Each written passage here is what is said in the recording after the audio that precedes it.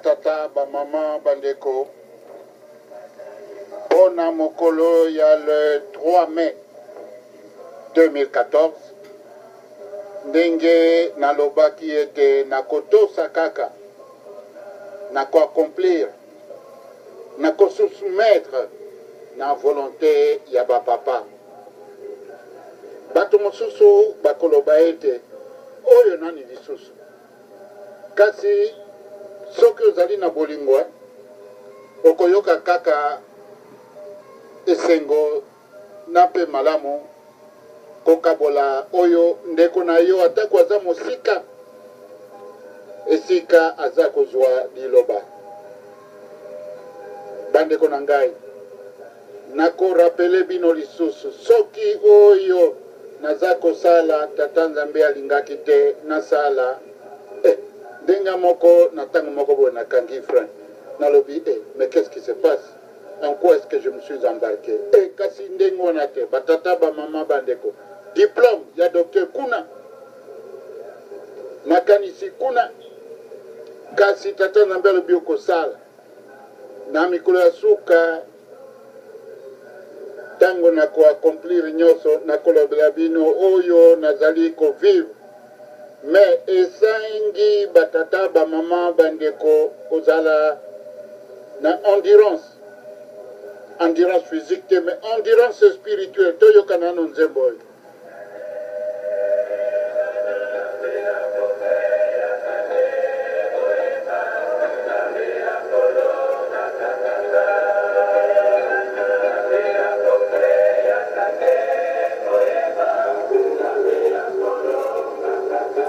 Yango batata bamama bandeko ya solo tata Nzambe akokweyaka te pe akokwea te alongaka kaka liloba ezali Nzambe, Nzambe ezali liloba. Na yango na mokolo ya lelo batata bamama bandeko ngai na bino tozala na soni te, tozala na bobangi te ya bato biso nyonso tozali bana ya tata Nzambe. Tokokisa oyo tata Nzambe alingi tokokisa. Kasi koyemba malamu, koloba ete kotuta tolo nazali kimbangiste malamu na konte ya mokili. Kasi epa ya tata Nzambe, est-ce que réellement l'amour du prochain nga nasalaka nanga masumu te, mais nafingaka mpe moto te, natosaka nanga papa kombo yo toyokaka balobi tentation. Tata Nzambe apesaka tentation te. Yo kobombama olobi naza nanga na likambo te. Mais kasi soki moto wana leki kuna balobi ope kimbangiste obia me tositoka bwana wapi bolingo kiadi kibene toyoka nano nzembo.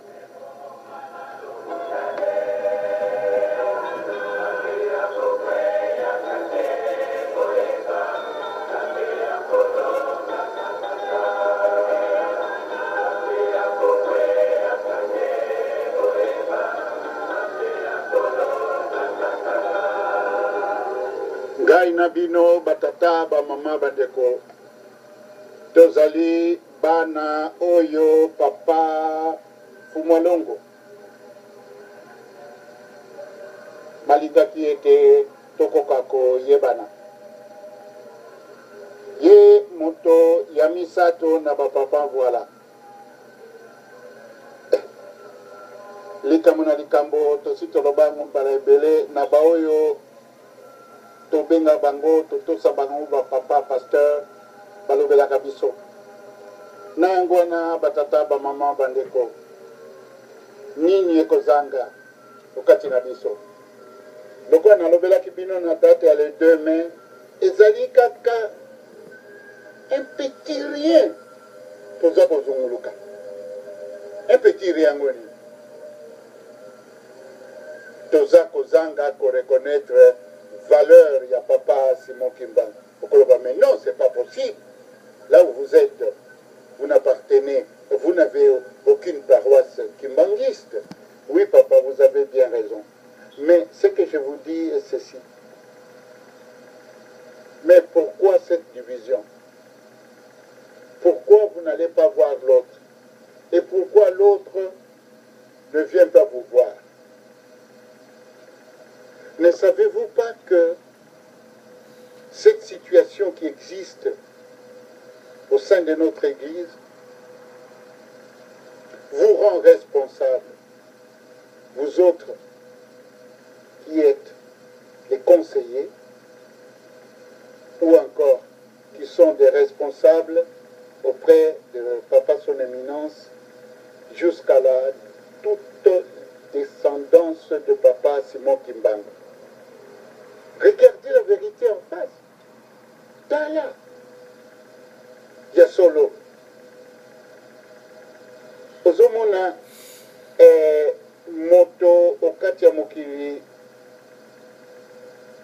akovanda me akoyeba te ke aza kotambola na makambo mabe to azwi libabe. Na ndenge nini? Yo lobi na moto wana ya solo bosambelaka makasi bosambela.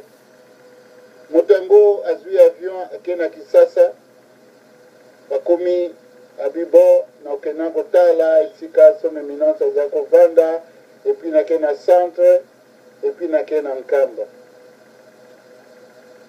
Ntango akomi na aéroport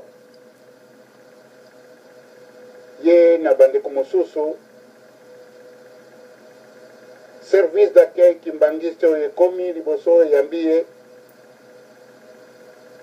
ememi ye na centre esika akomi na centre api bon le lendemain oyebi ndenge bazweli place balali délégation basepeli ok basambeli babi lobi mpe tokende na mokoto tokende otala esika Papa Son Éminence Papa Fumwalongo azalaki kovanda. Bato bandeko mosusu wana bazali na centre batalana balobi bon moto mosusu akende koyebisa bango pamba te biso na bango tosololaka te. Sikoyo délégation bayaki na moto wana batuni. Mais donc il y a la religion et une sous-religion aussi, ou bien il y a encore des divisions? Moto wana lobi non, ezali kaka limoma moko kimbangiste batuni moto wana bongo yo ozali kimbangiste ya wapi? Abi non, je suis kimbangiste comme tout autre kimbangiste. Mais babandi kotuna mais de quel côté? Bango moko babandi koloba mon koto to Nkamba batata bamama bandeko tokanisa wana tozala na koluka force spirituelle nalobelaka bino esika Papa Kulutu sa grandeur Papa Kisolokele lokuta te alobelaki ngaka sambela makasi kolosa kotia frontière yo na Satan to Lucifer mpe esika ozosambela